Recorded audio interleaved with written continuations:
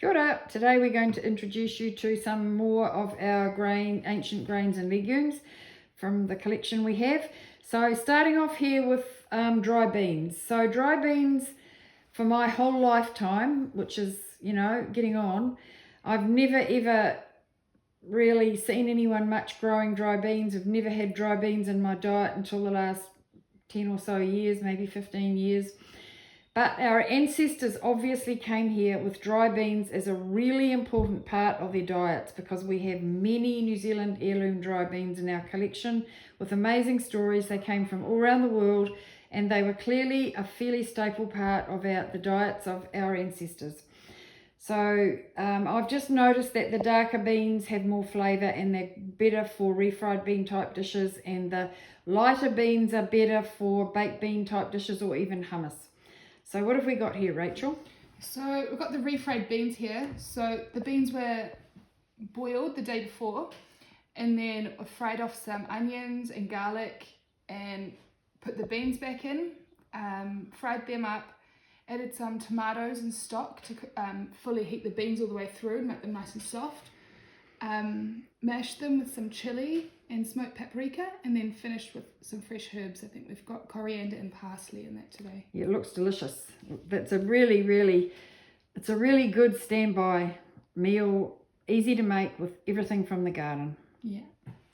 And over here we have a hummus. So I think last week we did a hummus with peas, but this time we did it with beans, and you obviously get a lot lighter of a colour, and they fluff up a bit more as well when you blend it. I tend to blend it when they're still warm, so you get a bit more smoother texture, I guess. Yeah. Okay, so that's a couple of dishes we can do with dried beans, which are the easiest beans to grow and the birds don't touch them. Over here we have a very, very special very ancient grain. So this grain is hullless oats. So hullless oats evolved in China thousands of years ago, and they were used as human food and stock food. All the stalks were given to stock in the winter, and we know that they were being grown in Britain by the 16th century, and we know they were grown in Britain until the middle of until the 1850s. But they also travelled back to Europe, and they came to New Zealand. They're a New Zealand heirloom now. They came to New Zealand with the Millmore Downs family, who have been growing them for a long time in New Zealand, but they gave up because of the bird problem on a large scale.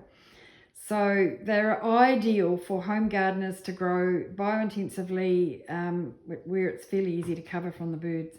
So what have we done with them here, Rachel? So the first one I cooked with just water and salt to see how it would act, and it puffs up quite a bit. It almost doubles inside, I would say.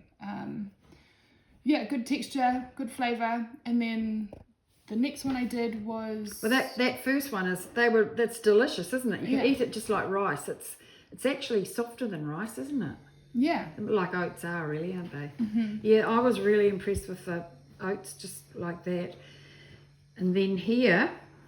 So that one I cooked pretty much the same, but with milk instead of water. And it took about the same amount of time, maybe a little bit longer. But I've added no sugar, and it's turned out almost like a rice pudding. It's totally like a rice pudding. Yeah, it's very sweet. Very sweet. So it'd be good with some like tart plums and maybe some toasted nuts and things, either for breakfast as a porridge or as a dessert as well. Yeah.